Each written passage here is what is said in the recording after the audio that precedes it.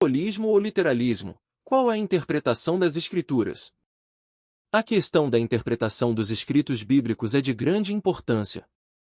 Uma vez que a Bíblia se apresenta como a palavra de Deus, é essencial que a compreendamos se quisermos ter uma relação com o seu autor. Mas antes de abordar a questão da sua interpretação, vamos colocar 3 perguntas fundamentais. A primeira é esta: podemos ter certeza de que a Bíblia é realmente a expressão do pensamento de Deus? A Bíblia afirma ser a palavra de Deus. Lemos em 2 Timóteo 3:16, toda a Escritura é inspirada por Deus e útil para o ensino, para a repreensão, para a correção, para a educação na justiça, a fim de que o homem de Deus seja perfeito e para toda boa obra. O apóstolo Pedro escreve na sua segunda epístola, no capítulo 1, versículos 20 e 21, sabei, antes de tudo, que nenhuma profecia da Escritura é de interpretação particular, pois nunca foi por vontade humana que alguma profecia foi dada, mas homens movidos pelo Espírito Santo falaram da parte de Deus. Jesus Cristo acrescenta a sua autoridade a estes testemunhos ao orar ao seu Pai: santifica-os na tua verdade. A tua palavra é a verdade, segundo o Evangelho de João, capítulo 17, versículo 17. As Sagradas Escrituras foram inspiradas, literalmente sopradas no coração e na mente dos escritores. Sem ser uma ditado, cada um recebeu o pensamento claro e detalhado do que deveria escrever. Mantendo seu estilo pessoal, o Espírito Santo guiava-o na escolha das palavras, para que o resultado pudesse ser verdadeiramente a mensagem do autor divino, nos termos que ele desejava empregar para expressar. Acreditamos, portanto, na inspiração verbal e plena das Escrituras, e, consequentemente, na sua infalibilidade nos escritos originais. A segunda questão surge imediatamente: uma vez que não temos mais os manuscritos originais, mas apenas cópias, o texto da Bíblia nos foi transmitido fielmente por essas cópias? A resposta é sim. Podemos afirmar que a Bíblia é o livro mais bem conservado de todos os tempos. Nesse campo, nenhuma obra literária antiga chega aos seus pés. Por quê?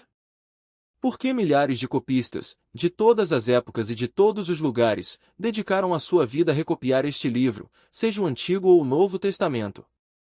A transmissão do texto em hebraico foi assegurada, em grande parte, pelos monges massoretas. Para os escritos do Novo Testamento, houve uma infinidade de cópias, feitas em parte por monges copistas. Esses copistas viviam em vários lugares, distantes uns dos outros, desde a Antiguidade até o final da Idade Média. Consequentemente, mesmo que os copistas quisessem alterar o texto bíblico, não poderiam fazê-lo, uma vez que não podiam consultar-se e coordenar as suas decisões, sem falar de todas as cópias já existentes.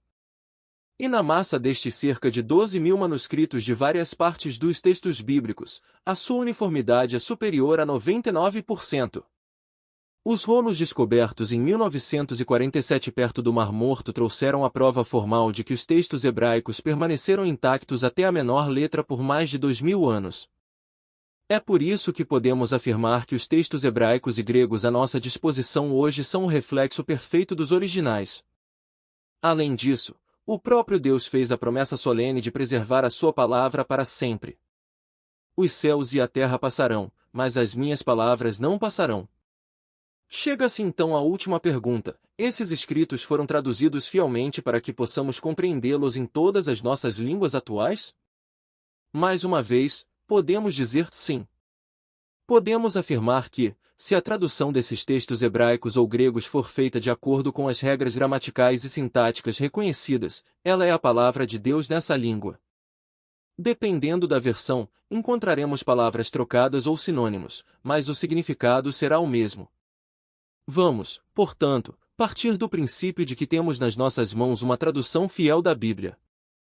Abordemos agora a questão: como compreendê-la e como interpretá-la?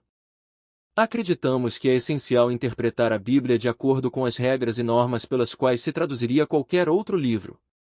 A nossa maneira de interpretar a Bíblia será normativa. Interpretaremos cada passagem da Palavra de Deus de acordo com as normas do gênero literário do texto. No entanto, nunca poderemos compreendê-la bem se nos aproximarmos da Bíblia sem o respeito que ela merece e sem o desejo de descobrir Deus nela. A Bíblia é uma verdadeira biblioteca de 66 livros escritos ao longo de 16 séculos. Os eventos nela descritos abrangem um período de mais de 4.000 anos. Encontramos nela relatos históricos, livros poéticos com símbolos, metáforas e várias figuras literárias. Há mensagens divinas dadas ao povo de Israel e a outros povos da época, misturando relatos históricos, exortações e previsões. No Novo Testamento, temos 4 relatos da vida e dos ensinamentos de Jesus Cristo, mais um livro de história sobre os primórdios do cristianismo, seguido por várias cartas de ensinamentos doutrinários, terminando com uma descrição do fim do nosso mundo e as perspectivas do além. Como se orientar com tantos gêneros literários? Muitas vezes, outros meios cristãos e até evangélicos acusam-nos de fazer uma leitura literal da Bíblia. Por definição, isso significaria que interpretamos cada passagem da Bíblia de forma literal, mesmo as passagens que têm um significado simbólico. Acusam-nos sobretudo de levar à letra os textos sobre a criação do mundo, os milagres da Bíblia ou as previsões sobre o futuro. Por quê? Porque, precisamente, muitos dos que se dizem seguidores de Jesus Cristo interpretam a Bíblia de forma liberal. Tomam liberdades com o texto para fazer com que a sua mensagem corresponda ao seu ponto de vista. Se acreditam na evolução, interpretam o relato da criação como um poema alegórico. Não acreditam no reinado de Cristo na Terra? Então todo o Apocalipse será interpretado como uma série de símbolos aos quais se dará o significado que se quiser. Podemos responder-lhes que interpretamos literalmente os relatos históricos e os ensinamentos doutrinários da Bíblia. Mas interpretamos simbolicamente as passagens que contêm símbolos literários. É o caso de certos escritos proféticos, de certos salmos, de certos provérbios, de boa parte do Cântico dos Cânticos e das Lamentações de Jeremias, bem como de certas parábolas e várias passagens do Apocalipse. Mas mesmo aí, uma vez que a Bíblia nos dá geralmente o significado desses símbolos, podemos interpretar literalmente a mensagem veiculada pelas parábolas, metáforas ou símbolos. Essas mensagens correspondem às outras verdades expostas neste livro divino. Agora devemos nos perguntar, por quais regras de interpretação devemos nos guiar? Em primeiro lugar, levaremos em consideração o contexto histórico. Quem é o autor? Em que época ele escreveu? Qual é o contexto histórico? A quem se dirige? Qual é a mensagem principal? Existem significados secundários ou aplicações que podemos tirar para nós hoje? Em segundo lugar, teremos em conta a forma literária. Trata-se de uma ilustração como uma parábola, uma alegoria ou uma metáfora? Se sim, quais são esses símbolos e o seu significado? É um relato histórico? É um texto doutrinário sóbrio e factual? Em seguida, analisaremos a gramática e o vocabulário utilizados. Qual é o modo e o tempo dos verbos? A que antecedentes se referem os nomes próprios? Qual é o gênero dos nomes? Masculino, feminino, neutro, singular ou plural? Depois, teremos em conta o contexto do livro. Qual é o tema abordado nos textos anteriores e posteriores ao que estamos a analisar? Qual é a mensagem principal do livro em que nos encontramos? A nossa quinta regra é esta: analisaremos o tema abordado à luz de toda a Bíblia. Este tema é abordado noutra parte da Bíblia? Que informações adicionais encontramos? A Bíblia é como um puzzle com milhares de peças. Cada tema deve ser examinado à luz de todos os textos em que é mencionado. Assim, não haverá contradições na Bíblia, assim como não há duas peças do puzzle para um único lugar, e o puzzle só revela sua imagem definitiva quando todas as peças estão no seu lugar. 3 outras considerações aplicam-se exclusivamente à própria natureza da Bíblia. A Bíblia é uma revelação progressiva e deve ser lida e compreendida nesse sentido. A maioria das supostas contradições na Bíblia são simplesmente uma mudança de disposição em relação a outra época da história. A Bíblia deve ser interpretada por si mesma, ou seja, todo símbolo terá um significado compatível com a mensagem bíblica. Compreendemos os assuntos tratados à luz de todos os detalhes a eles relativos nas páginas da Bíblia. Portanto, chamamos a nossa maneira de interpretar a Bíblia de método histórico-gramatical. é uma interpretação normativa ou normal. Primeiro, levamos em consideração o contexto histórico e literário. Depois, aplicamos as regras gramaticais para compreender o significado das palavras no seu sentido usual e habitual, a menos que os elementos do texto indiquem o contrário. Resumindo, se o primeiro significado faz sentido, não procure outro significado. Ou, como diz outro ditado, um texto retirado do seu contexto pode tornar-se um pretexto. Para encerrar esta parte, você terá compreendido que não estamos nem no literalismo, nem no simbolismo. Como o próprio sentido indica, o termo literalismo significa que se tentará forçar um sentido literal a qualquer texto. O termo simbolismo consiste em interpretar tudo como literatura simbólica. Como, então, interpretar um texto histórico? Descobrimos que grande parte da Bíblia é um relato histórico. O próprio Gênesis cobre os acontecimentos ocorridos entre 4.000 e 1.700 anos antes de Jesus Cristo, ou seja, mais de um terço da história da humanidade. O relato histórico começa no primeiro versículo da Bíblia com uma simples declaração. No princípio, Deus criou os céus e a terra. Numa leitura normal e sem preconceitos, cada palavra é clara e o sentido é evidente. Houve um começo e, antes desse começo das coisas físicas, já existia um Criador. Esse Criador, portanto, criou tudo. Os primeiros 11 capítulos do Gênesis, que por si só cobrem 15 séculos de história, são frequentemente interpretados num sentido simbólico, mesmo por muitos evangélicos. Por que razão? Será porque os textos são escritos num estilo simbólico ou alegórico? Não. Na realidade, todos estes capítulos formam um relato histórico rico em detalhes e precisões.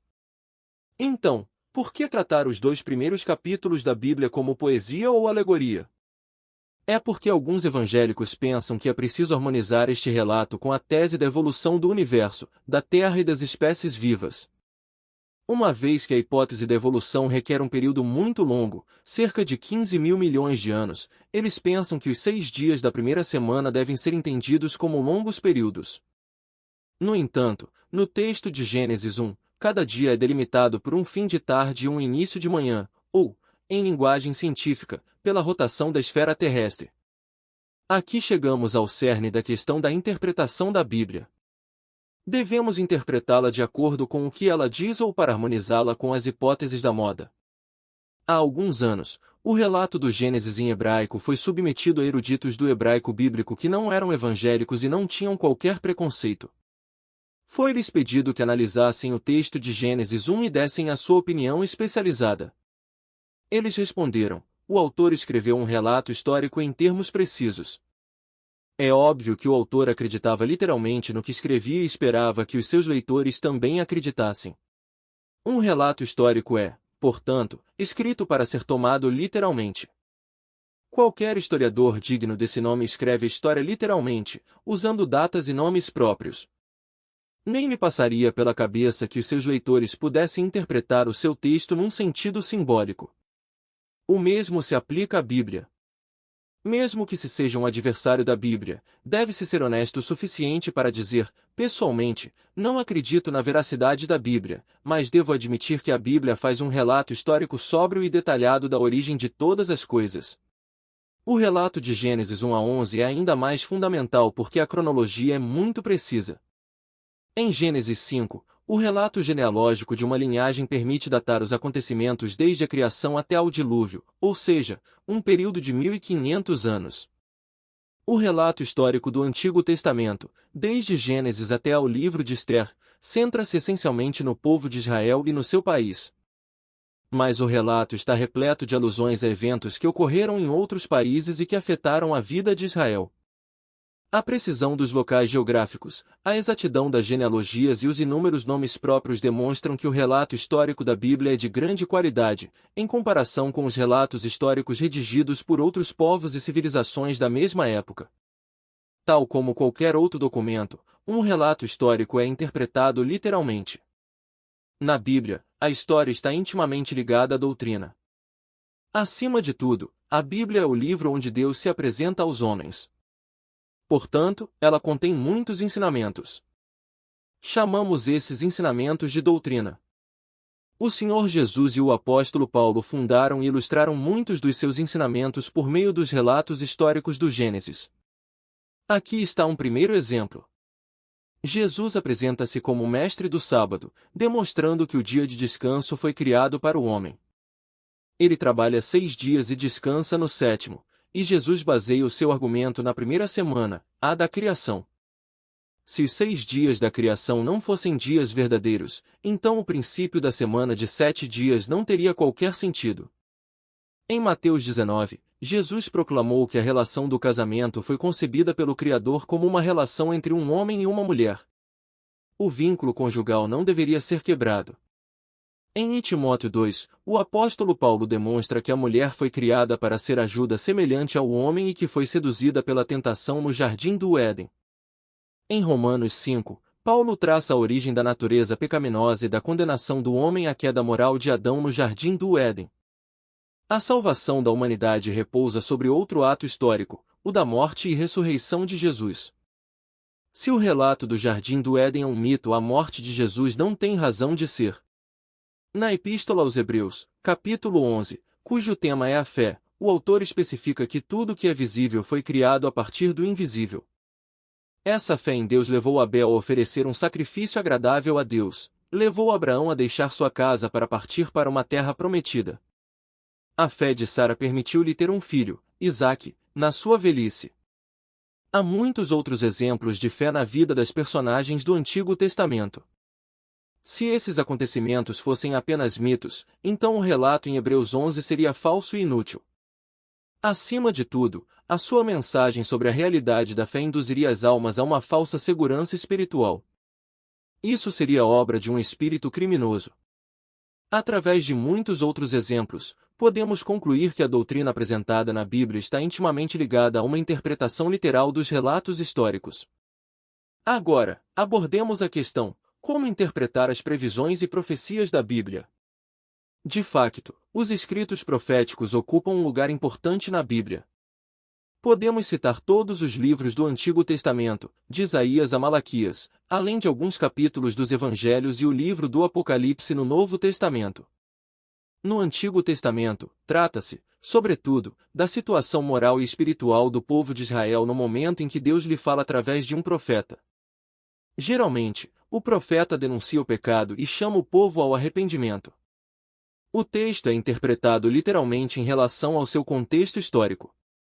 Mas há muitos capítulos onde são preditos eventos futuros, às vezes num futuro próximo, mas muitas vezes num futuro mais distante.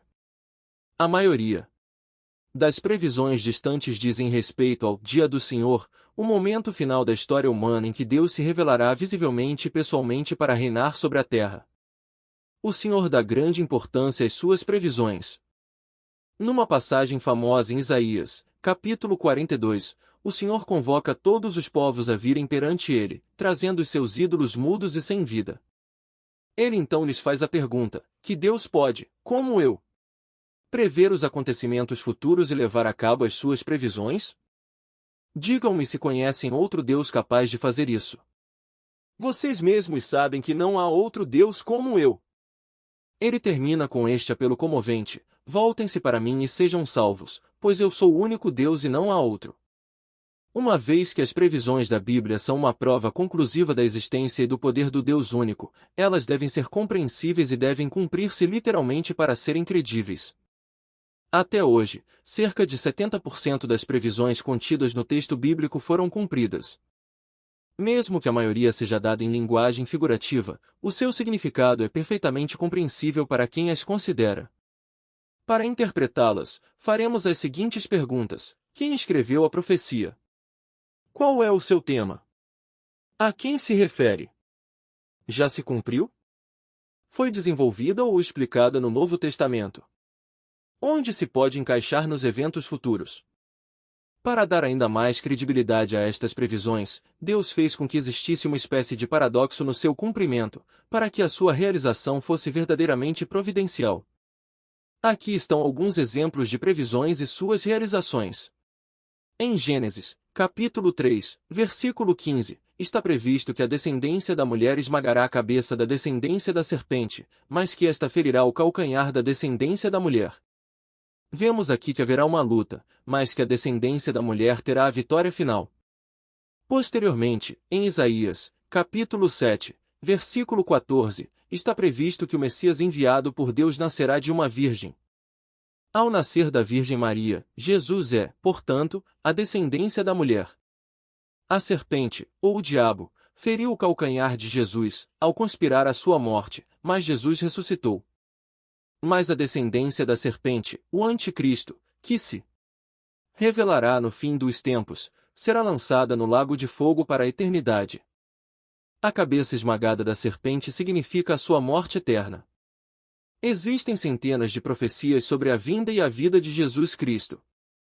Em Miqueias, está escrito que aquele cujas atividades remontam à eternidade nascerá em Belém, Efrata.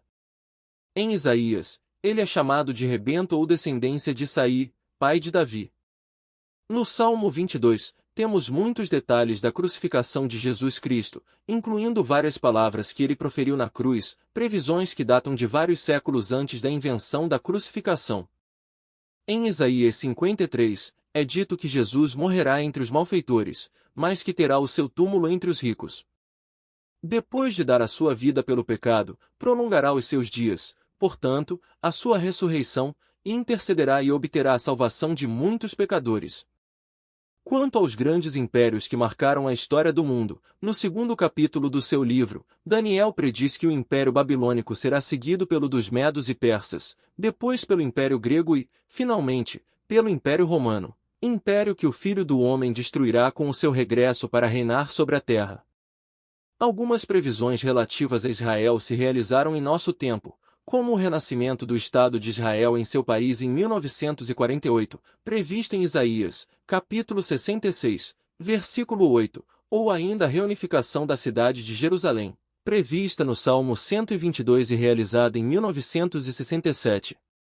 Algumas previsões feitas no Antigo Testamento ou por Jesus Cristo nos Evangelhos contêm metáforas ou símbolos.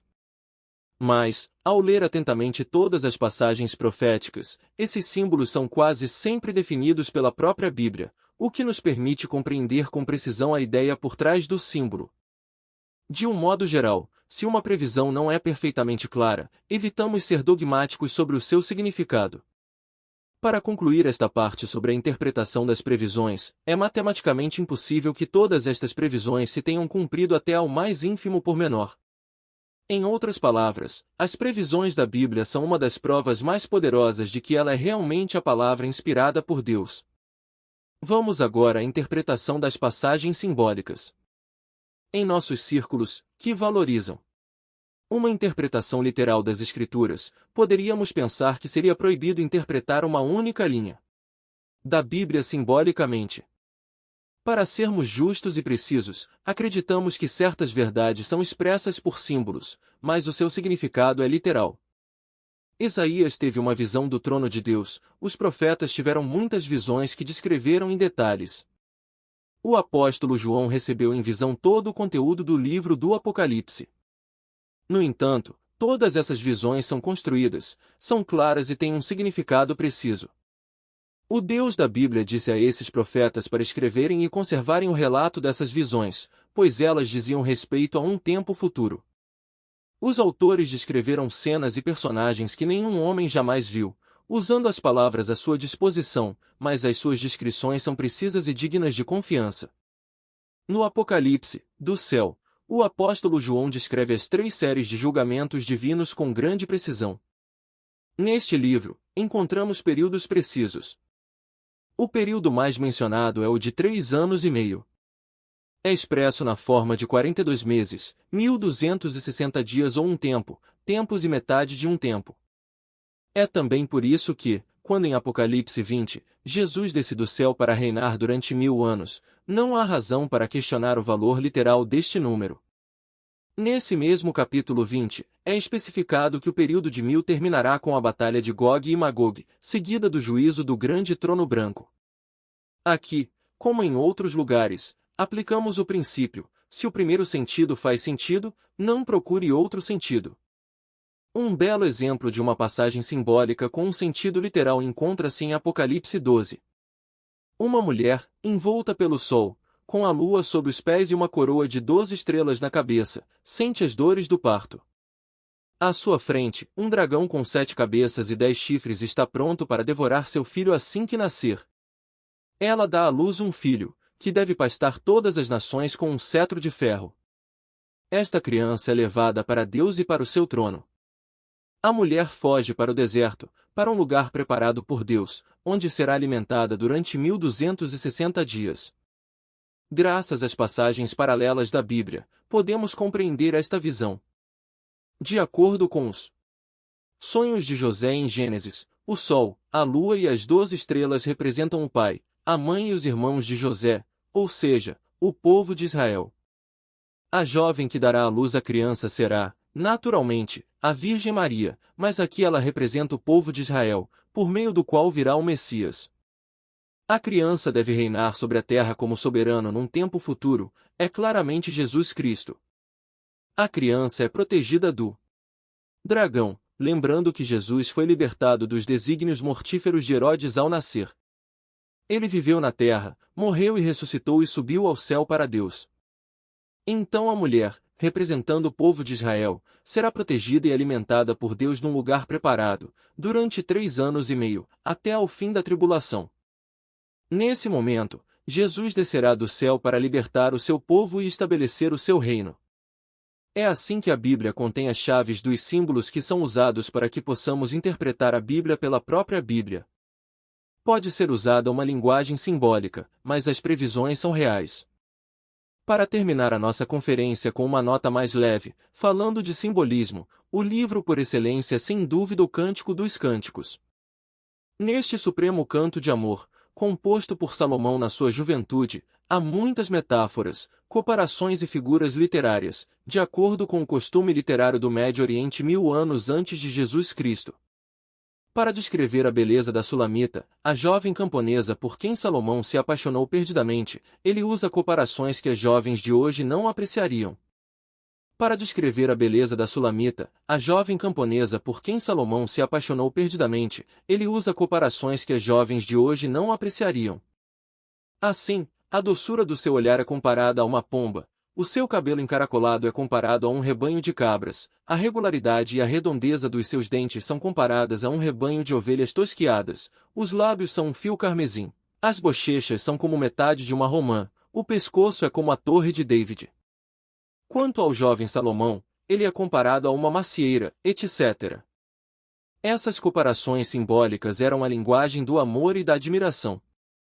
Com toda essa poesia, Salomão nos conta a história de uma jovem do campo, levada pelo rei para o seu palácio para viver ao seu lado a vida da corte, uma vida luxuosa feita de prazeres. Mas a jovem, após um período de deslumbramento, anseia pela sua vida simples no campo e encontra-se infeliz nesta vida principesca que não lhe assemelha. Esta é a interpretação deste livro. Mas, por extensão, podemos falar do cristão neste mundo. Ele vai correr atrás do luxo e dos prazeres que se lhe oferecem, ou vai permanecer fiel a Jesus Cristo, o humilde pastor que lhe diz, segue-me? Por fim, lembremo-nos de que Deus é o autor da Bíblia, na sua totalidade. Ela é útil para ensinar, convencer, corrigir e instruir na justiça. Para cumprir as suas missões, a palavra de Deus deve ser clara e compreensível. Podemos adorar o nosso Senhor, que não só inspirou a sua palavra, mas também nos permite compreendê-la através da iluminação do Espírito Santo. Com o apóstolo Paulo, dizemos, damos graças a Deus continuamente por, ao ouvir a palavra de Deus que vos pregamos, a terdes recebido, não como palavra de homens, mas como verdadeiramente é, como palavra de Deus, que opera em vós que credes. E Tessalonicenses, capítulo 2, versículo 13.